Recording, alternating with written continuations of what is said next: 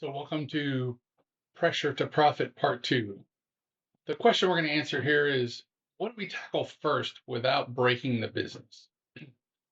This is part 2 of 3. In the first part, we covered evaluation.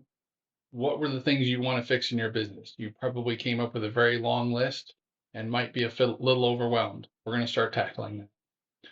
So, once you see the problems clearly, what do you work on first? And how do you do that while still running your business? So, first, let me tell you what planning is and is not.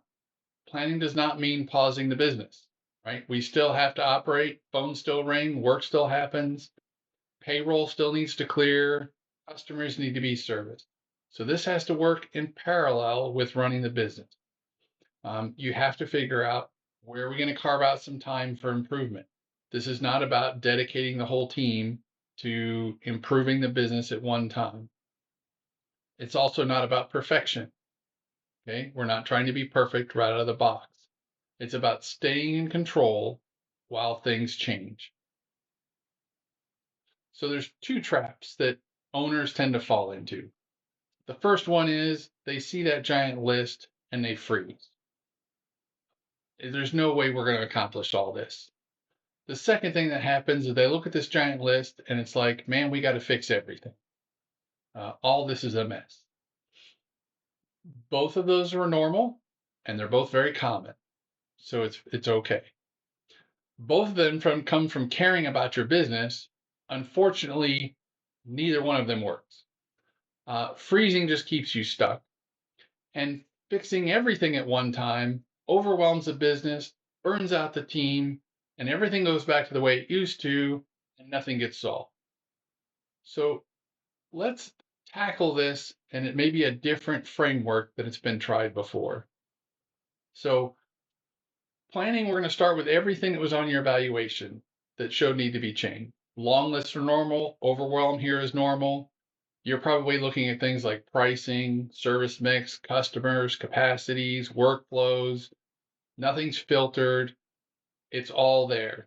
And in that list form, the brainstorming is important. So I want you to tackle this in a slightly different way. The first step, this is important, and it's probably a little different. I want you to define what better looks like for the first round. Not what does perfect look like when the entire list is done. What can better look like? Take some time. That's important. That's what we're going to try and shoot for. We're not shooting for perfection. We're what is better. Okay. Planning is not about fixing everything. It's not about perfection. It's not long-term vision. It's just what needs to be better next. So direction here matters much more than precision. And without this, planning is just guesswork.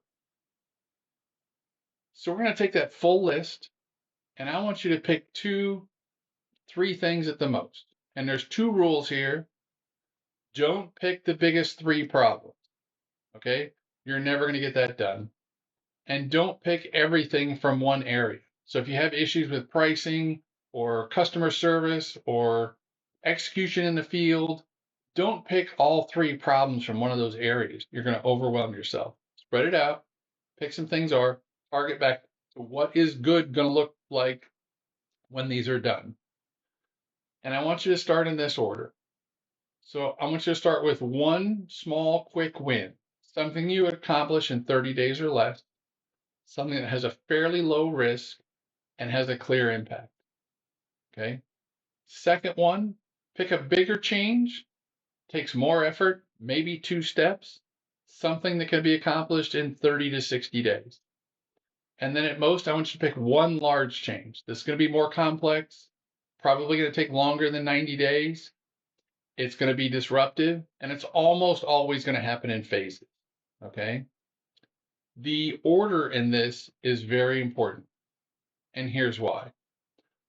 The small win isn't so much about the change itself. It's about learning how to change. And it's about training your team for the change.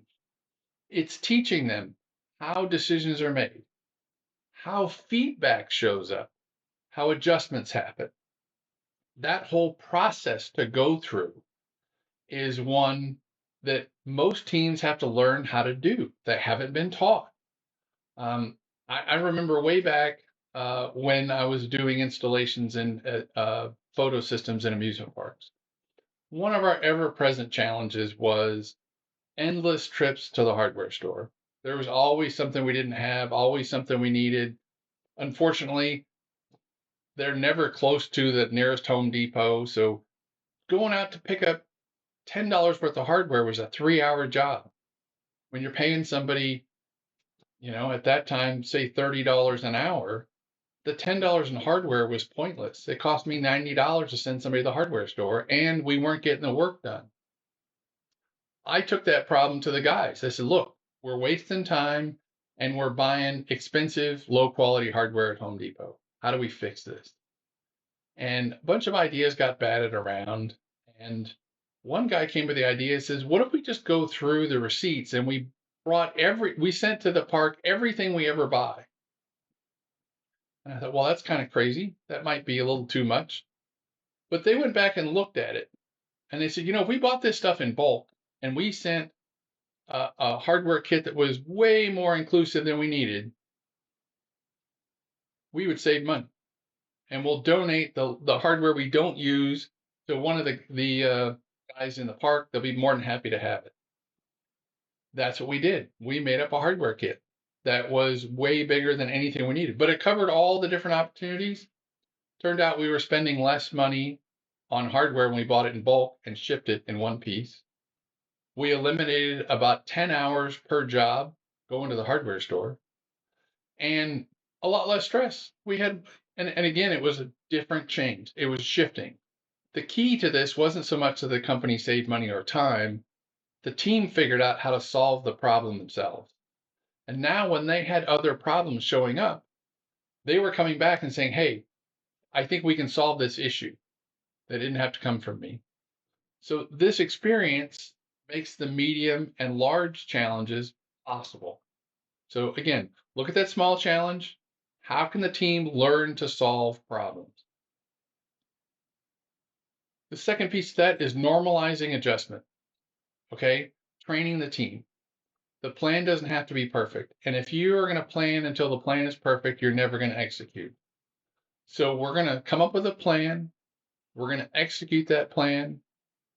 We are going to expect that adjustment is normal. There's going to be problems. They're expected. That's not failure. It's how teams learn. Put the feedback loop in the plan. We expect problems to happen and we expect to adjust based on that. This is not a team failure. This isn't, hey, you didn't anticipate this. And especially in the beginning, be very, very careful of trying to hold people accountable to not implementing the plan or not anticipating every problem. It's more important that they understand that issues are normal, the feedback and the adjustment is a normal part of the process. You'll learn that anticipation as you build up the skill. Feedback. Keep it simple. Okay? You don't need complicated dashboards. We don't need 50 KPIs. Your feedback needs to know, is what we're doing helping? Is it making the problem better?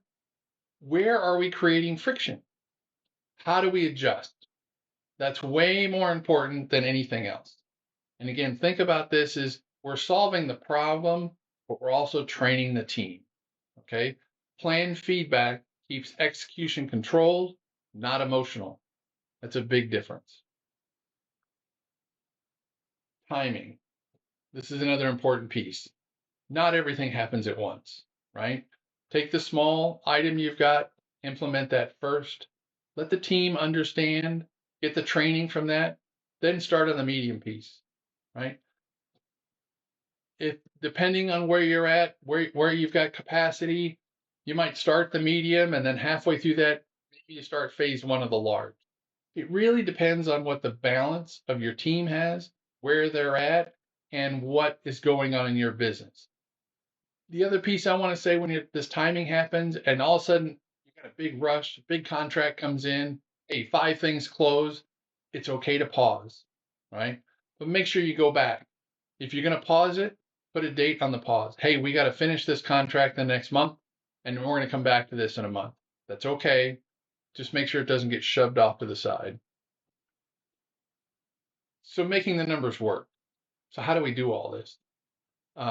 Small and medium changes normally you can fit in. If you're going to do big changes, um, think about applying a big change to new business first, especially things like we're going to change our pricing, we're going to change how our service does, those kind of things. Apply those to new customers. Get that figured out with the new customers, and then figure out how do we bring the existing customers up to speed. Don't try and force it everywhere immediately. Um, Planning may take more than one pass. You might have an idea, you try it, doesn't work. We go back.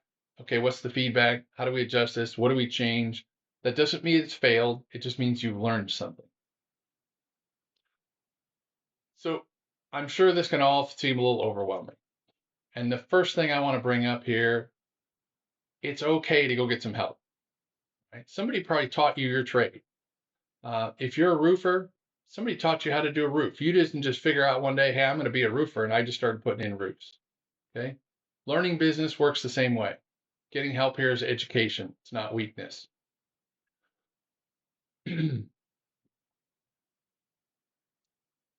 Planning turns pressure to purpose. Think about that. So then part 3, we're going to talk about executing without burnout. For now, give yourself some time, work with your team, and get your preparation ready.